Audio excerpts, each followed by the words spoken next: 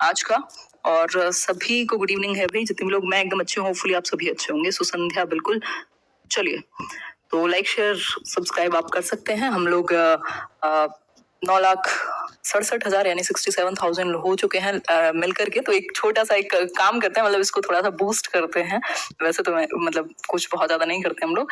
Like share आप लोग कर सकते हैं, रिकमेंड कर सकते हैं। जो लोग भी तैयारी कर रहे हो टीचिंग एग्जाम्स की, लॉकडाउन में वैसे भी सभी घर पे बैठे हैं, तो कुछ सीख लेंगे साथ में मिल करके। तो शेयर जरूर कीजिए। ऐसा देखते हैं, अगर हम फर्स्ट वीक ऑफ जून तक या लास्ट वीक ऑफ मई तक अगर हम लोग 1 मिलियन हो जाते हैं तो बहुत सही रहेगा। एक चैलेंज की तरह आप ले सकते हैं इसको, तो शेयर कर सकते हैं अपने दोस्तों के साथ। खैर, ये एक बेसिक बात हुई। टेलीग्राम चैनल की अगर मैं बात करूं, वहां ये पीडीएफ आपको मिल जाएगा। जो ये पूरा जितना भी पीडीएफ है वो मिल जाएंगे। इंग्लिश की मैं एक मैराथन सेशन लूंगी, इस हफ्ते लूंगी एक क्लास, जिसमें कंटेंट हम पेडागोजी का डिस्कस करेंगे। तो टेंशन मत लो, वो मेरे ऊपर छोड़ दो आप लोग।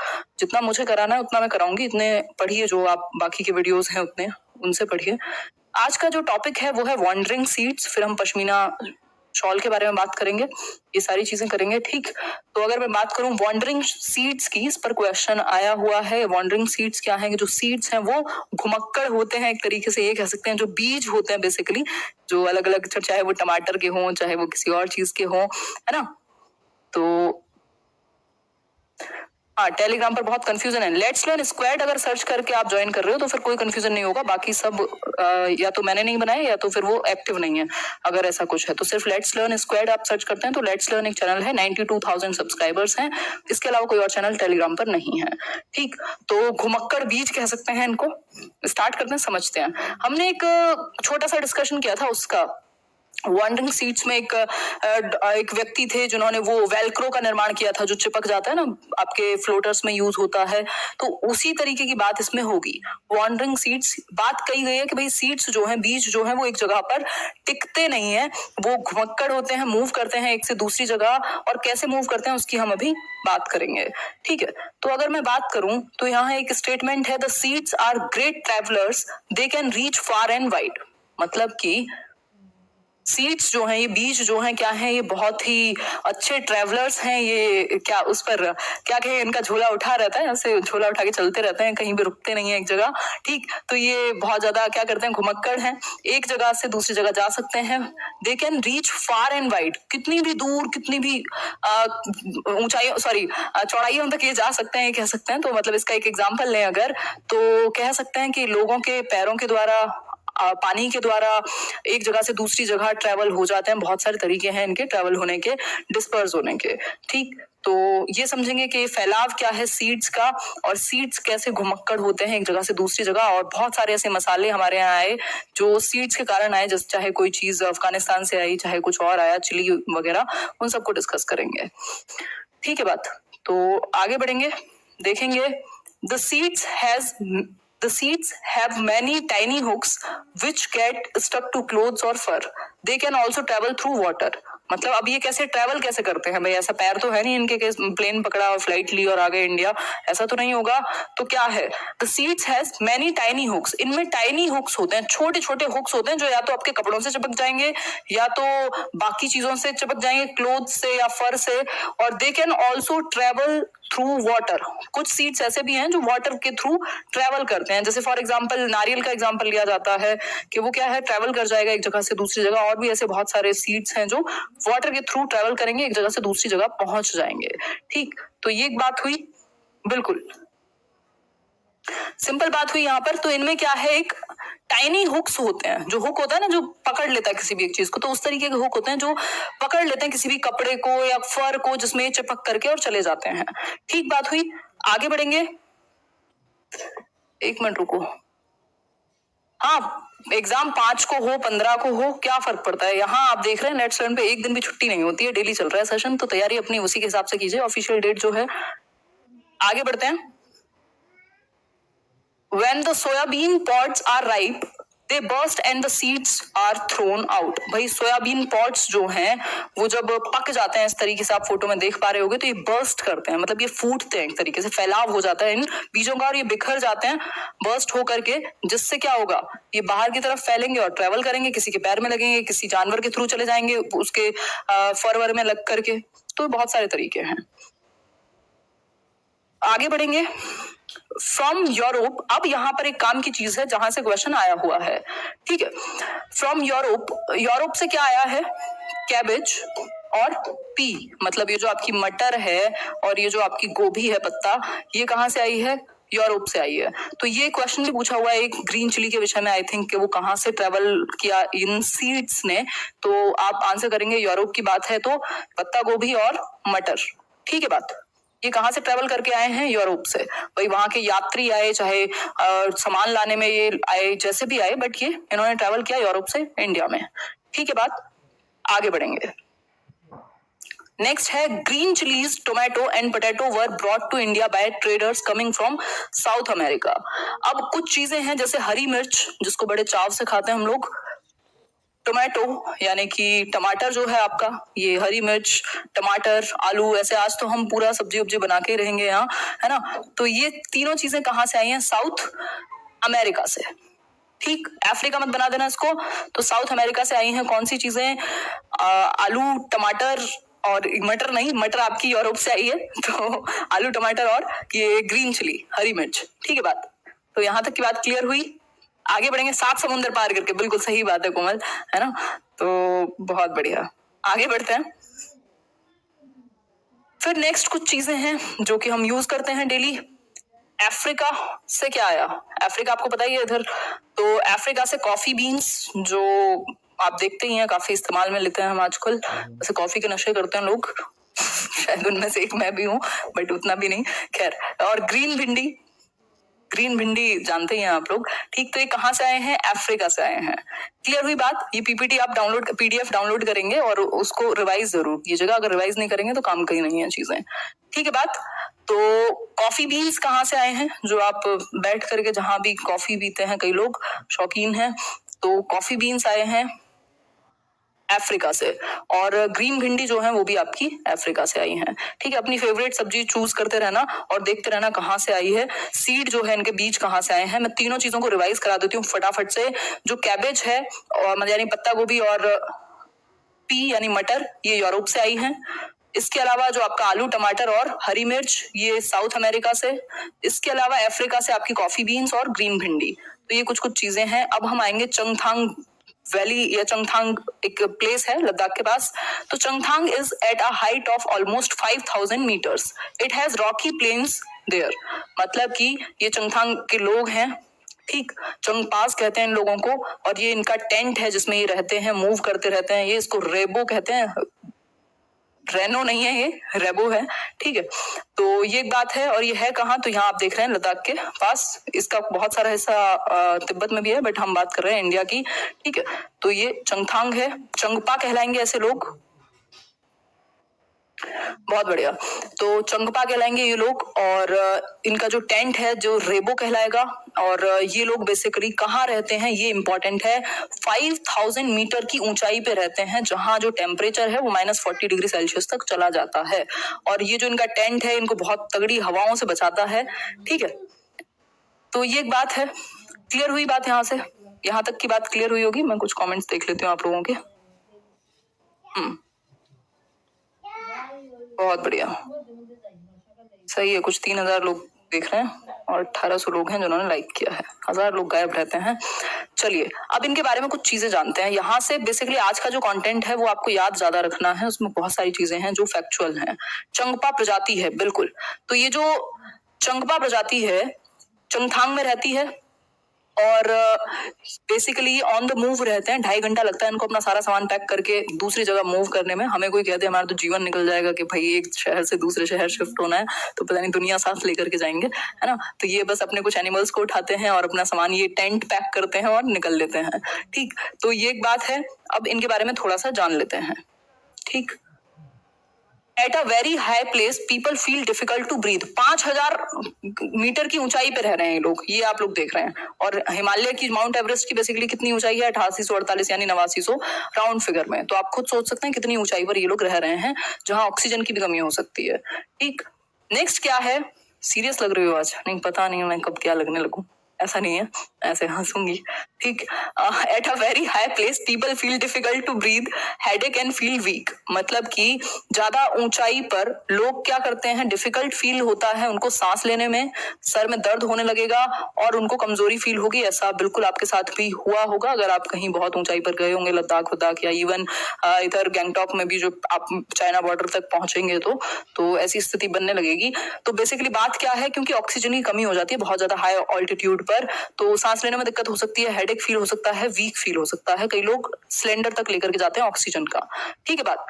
इसके अलावा चंगपा जो ये ट्राइब है, ये जो जनजाति है, प्रजाति है, जो भी कहेंगे आप, जनजाति कहेंगे, तो चंगपा प्रजाति जो कि चंगथांग में मिलेगी। चंगथांग कहाँ है, लद्दाख के पास, ठीक। तो चंगपा आ ट्राइब लिविंग, ये जो जनजाति है, पूरी प्रजाति है, ये कहाँ रहती है, माउंटेन्स पर, यानी पहाड़ों में, ऑब्वियसली 5000 मीटर की ऊंचाई पर। The Changpa tribe has only about 5000 people. अब आपको एक सिमिलैरिटी मिली होगी यहाँ कि जो चंगपा ट्राइब है वो 5000 मीटर की ऊंचाई पर रहती है और 5000 ही लोग हैं इनकी ट्राइब में टोटल मिला करके, ठीक है। तो टोटल मिला करके 5000 ही लोग हैं। चलिए आगे बढ़ेंगे, ठीक। नेक्स्ट पॉइंट है, the Changpas are always on the move. यही बात मैंने आपके साथ डिस्कस की थी, ये हमेशा घूमते फिरते रहते हैं अपने गोट्स, जो इनकी बकरियां और भेड़ हैं उनके साथ, गोट्स एंड शीप के साथ, ठीक है बात। They get all that they need, इनको सब कुछ मिल जाता है अपने एनिमल्स से, चाहे वो इनकी बकरी हो चाहे वो भेड़ हो। क्या, मिल्क यानी कि दूध, meat, skin for tents and wool for coats and sweaters. तो इनके लिए सब कुछ सफिशिएंट है, इनके जो एनिमल्स हैं जो इनके साथ चलते हैं वो इनके लिए पूरा लिविंग का जुगाड़ करके चलते हैं। तो ये अपने जो पालतू पशु हैं उनको लेकर के जाते हैं, चाहे वो बकरियां हो भेड़ हो, और इनसे इन्हें मीट मिल जाता है, मिल्क मिल जाता है, टेंट्स के लिए स्किन मिल जाती है, उस स्किन से ये बना लेंगे, और वूल मिल जाती है कोट्स और स्वेटर्स के लिए, जो ऊन है जिससे सर्वाइव कर सकें ठंड में, ठीक है बात। फिर इसके बाद, if a family has more animals, it is considered rich and important। जिस परिवार के पास 5000 तो लोग ही हैं इनकी पूरी ट्राइब में ही, तो जिस परिवार के पास जितने ज्यादा पशु हैं, एनिमल्स हैं, वो उतना अमीर है, ऐसा कंसिडर किया जाता है। पहले होता था ना, मतलब ऐसे आपने महाभारत में भी आई थिंक देखा होगा, यज्ञ करते थे, ऐसे द्रोणाचार्य उठा करके ले आते थे गाय वाय, ठीक। तो वो बेसिकली पहले अपने आप में एक एसेट थी, एनिमल्स जो पालतू पशु हैं वो एक एसेट है, एक संसाधन कह लीजिए, या एक प्रॉपर्टी की तरह मान सकते हैं। तो जितने ज्यादा एनिमल जिनके पास होते हैं, जिस फैमिली के पास, उसको उतना ही रिच माना जाएगा, मतलब ऐसे बैंक बैलेंस के जैसा है इनके लिए, है ना। फिर है, from these special goats they get wool for making the famous pashmina wool. अब ये इंपॉर्टेंट है, पश्मीना शॉल शायद आपने सुना होगा। तो ये जो इनकी स्पेशल गोट्स हैं, जो स्पेशल बकरियां हैं, ये नॉर्मल बकरी नहीं है, उनसे इनको वूल मिलती है, ऊन मिलती है, जिससे पश्मीना शॉल बना पाते हैं, ठीक है बात। सीटेट के लिए सिर्फ और सिर्फ क्लास, ठीक हुई बात यहां तक की क्लियर। आगे बढ़ेंगे, बिल्कुल। सैटरडे क्लास हाँ हुई थी, डेली होती है यार, 7 दिन चलता है सेशन, तो बस संडे को पढ़ाई नहीं होती अब 2 हफ्ते से, उससे पहले तो मैं पढ़ाई भी करा रही थी संडे को भी। चलो आगे बढ़ते हैं, चंगपास के बारे में कुछ और जान लेते हैं। The Changpa graze their goats the Changpa graze their goats at higher and colder places so that the goats have more and softer hair, यानी fur। अब यहाँ पर बात क्या है, जो चंगपा है, ये जो चंगपा जनजाति है, ये क्या करती है, जो इनकी बकरियां हैं उनको हाई ऑल्टीट्यूड पर, ऊंचाई पर और ठंडे जगह पर, भाई ऊंचाई है तो ऑब्वियसली जितना हाई ऑल्टीट्यूड होगा उतनी ठंड होगी, तो कोल्ड प्लेसेस पर और ऊंचाई पर, हाई ऑल्टीट्यूड्स पर ये अपनी बकरियों को क्या करते हैं, चराते हैं एक तरीके से, और जिससे जो ये बकरियां हैं जितनी ज्यादा ठंड में ये होंगी, जितनी ऊंचाई पर होंगी, जितनी ज्यादा ठंड होगी, उतना ही सॉफ्ट इनके फर यानी कि इनके बाल आएंगे, और जितने सॉफ्ट बाल आएंगे उतना अच्छा पश्मीना बनेगा, ठीक है बात। They stay high upon these mountains in very difficult conditions because that is where these goats can live. अब ये जो चंगपाज हैं ये इतने हाई एल्टीट्यूड पे इसीलिए रहते हैं क्योंकि ये जो गोट्स हैं, ये जो बकरियां हैं, वो वहीं रह सकती हैं, ठीक है, इतनी ठंड में ही। This is their life and their livelihood. अब यही इनका क्या कहेंगे इसको, मतलब रोजी रोटी है एक तरीके से, ये कह सकते हैं। तो this is their life and their livelihood. Clear हुई बात। तो कह सकते हैं भाई इनके लिए क्या, ये अपनी गोट्स को चराते हैं, इसके अलावा ये क्या करते हैं, क्या करेंगे मतलब, और बाकी चीजें जो टेंट वेंट है इनके लिए, पशु जो है इनके लिए वो बहुत बड़ा एक लाइवलीहुड का साधन है। जैसे मेरे कई दोस्त मजाक करते हैं तो मैं उनको बोलते हैं, उनका ऐसे मैं ऐसे फ्री में एक्सप्लेन नहीं करती, बोलने के पैसे लगते हैं, तो मतलब ऐसे मैं बोल के खाना चलता है, तो खैर ये सब तो मजाक की बात है। तो ये इनका लाइवलीहुड हुआ। आगे बढ़ते हैं। तो वर्ल्ड फेमस पश्मीना, अब पश्मीना की बात कर लेते हैं। पश्मीना शॉल ये आप देख पा रहे होंगे, इसको एनसीईआरटी में भी देखा होगा जिन लोगों ने एनसीईआरटी के पहले दर्शन किए हैं तो, ठीक है। हाँ बिल्कुल बिल्कुल, अभी पश्मीना के बारे में ही बात कर रहे हैं हम लोग। एग्जैक्टली, चलिए आते हैं।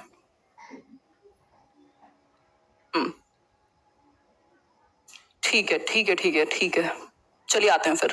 पश्मीना, फेमस पश्मीना शॉल के बारे में बात हो रही है। ये है पश्मीना शॉल, आप देख पा रहे हैं, गूगल भी कर सकते हैं, मिल जाएगा आपको, ठीक है।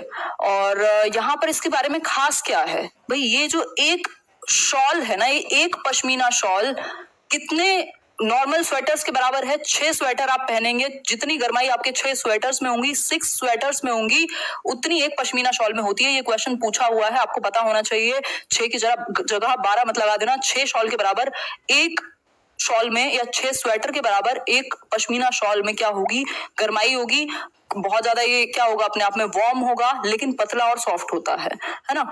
तो इट इज वेरी थिन, बहुत ही पतला है और बहुत ही वार्म है।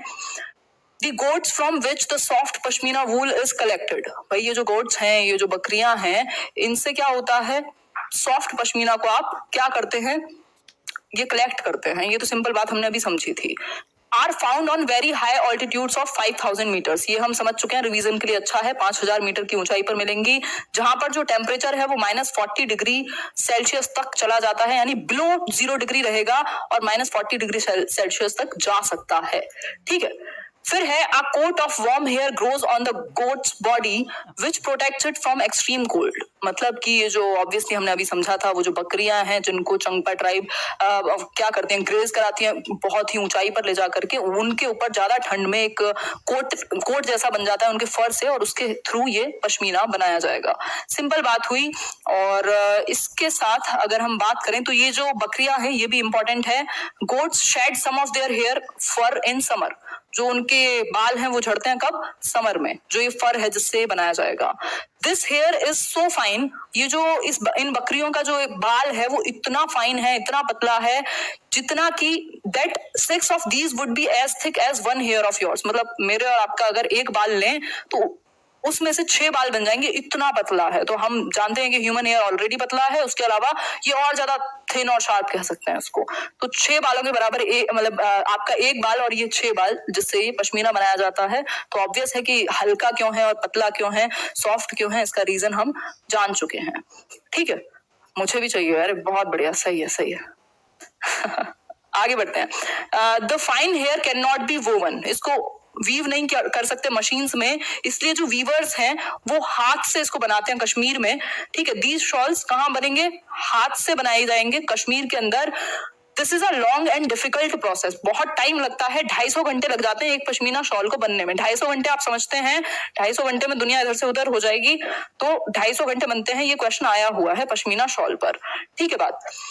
One plain pashmina shawl is made 250 घंटे में। Imagine how long it would take to make a shawl with embroidery, अगर इसमें एम्ब्रॉयडरी और हो जाए तो बस जमाना लग जाएगा, फिर एक शॉल ही नहीं बनेगा, ठीक है। तो अब कुछ कुछ चीजें हैं, मैं एक बार आपको हाईलाइट करा देती हूँ। एक पश्मीना जो शॉल है वो 6 स्वेटर्स के बराबर गर्म होगा।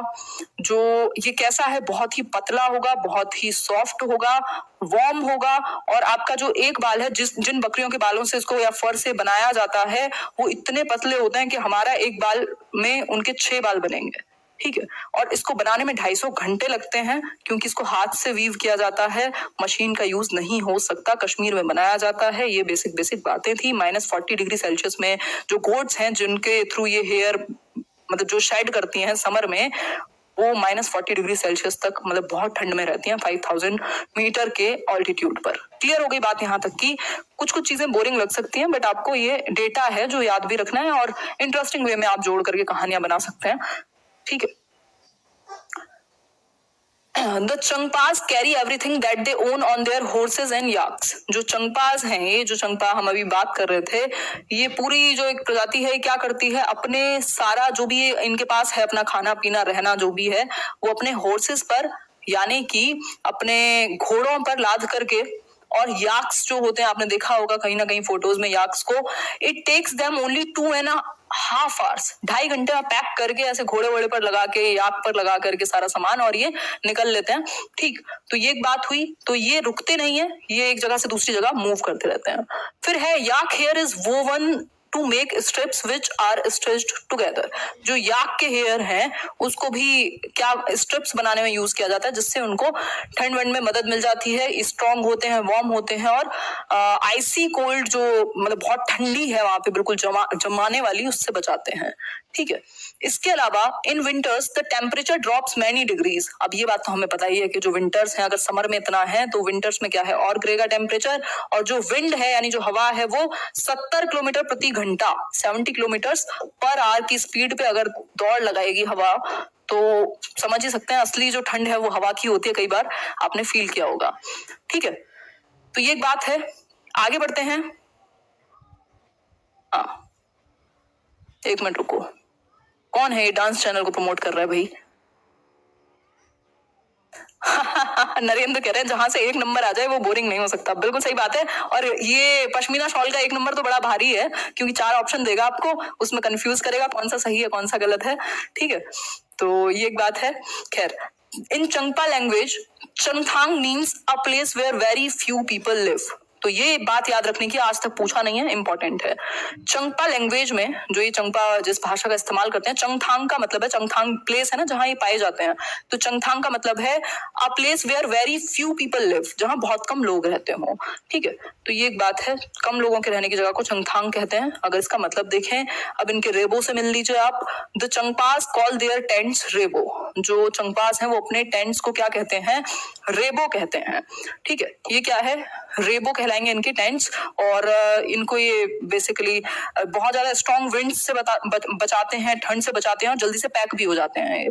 ठीक है, तो ये एक बेसिक सी बात हुई। होपफुली इतनी सी बात जो है आपको क्लियर हो गई होगी। हाँ, ठीक है, बात बहुत बढ़िया, सही है जी, कोई बात नहीं, लेट हो गए तो इटिनरेंट है, एग्जैक्टली। बहुत बढ़िया। अनिता कह रहे हैं आप पढ़ाएं और बोर हो, नहीं हो सकता है ऐसा।